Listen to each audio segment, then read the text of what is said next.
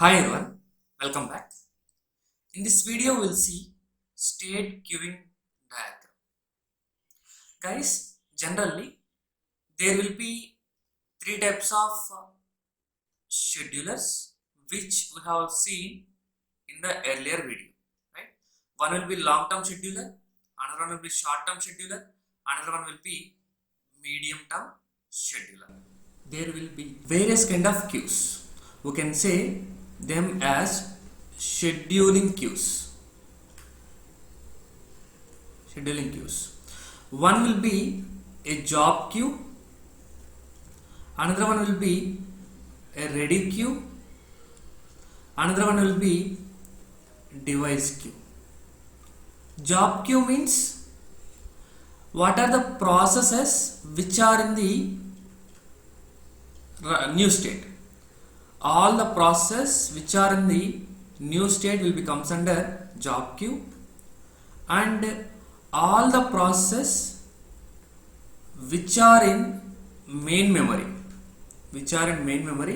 and ready to execute, am I right? Ready to execute, they will become with the ready queue.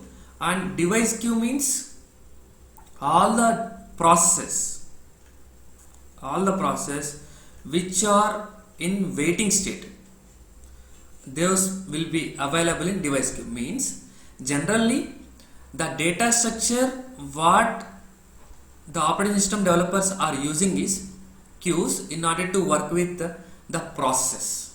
For each and every state they come up with the various kind of queues so that they can process accordingly, right? If you look into the state queuing diagram of the process, we have a job queue. Where all the process will reside, which I can say it as new state, and the processes which are present in the ready state, they will maintain one queue. We can call it as a ready queue, right? So who is responsible for to loading from new state to ready state? That will be done by long term scheduler, which you have seen the last video and you remembered it.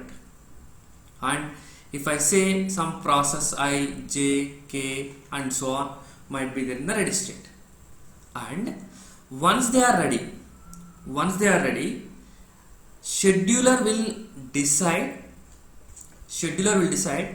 which algorithm or which process need to be loaded into the CPU, right?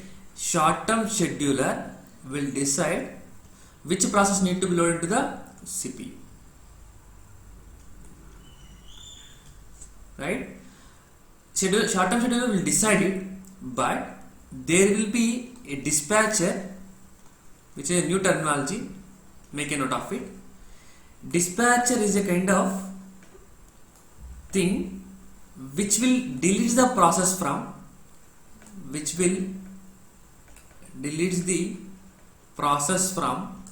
ready queue and loads it into the CPU, guys. That is the functionality of the dispatcher. Short term scheduler purpose is what? Identifying the best process and informing to dispatcher. Dispatcher will pick up the process and loads into the CPU, right? Yes.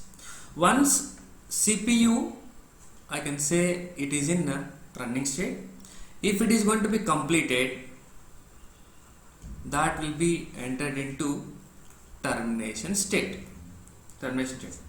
And there might be certain situations where CPU might need some kind of IO request. Means a process needs some kind of IO request, then it will enter into a queue called block queue, where you will maintain all kind of process which are in the block state. Once it completes IO operation, completion, then it will again enter into the ready state. And there might be certain situations where some kind of events might happen. We can say them events, and the queue what it is maintaining is event queue. Once it is done, it will again enter into the ready state. There might be some kind of system calls, something like if I say fork system call, and it has to wait for certain time, right? So parent will wait for the completion. Once it wait for the completion, it will be executed into the ready queue, right? Something like there might be certain situations where you might need some kind of preemption process, something like timer or something like priority. Like that, there might be many cases where you can get, for each and every case there they will maintain one queue, and based on this one, can you able to answer certain questions for me, right? So for example, which processes are in ready state? Can you say? Yes. I will just go to the ready queue and I will try to print all the process names, right? For example, how many processes are in blocked state?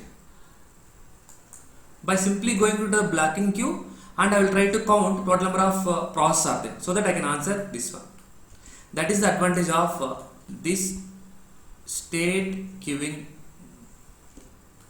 diagram, right? Means for every state they will maintain certain kind of queue to process every process, right? And once you are in ready state, there might be a situation where you might get some kind of suspension. So if I say suspend, you will maintain one more queue called suspend queue.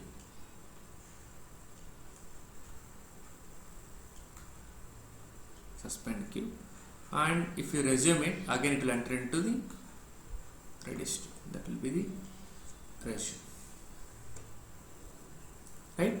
Hope you understood this video clearly, guys. Thank you.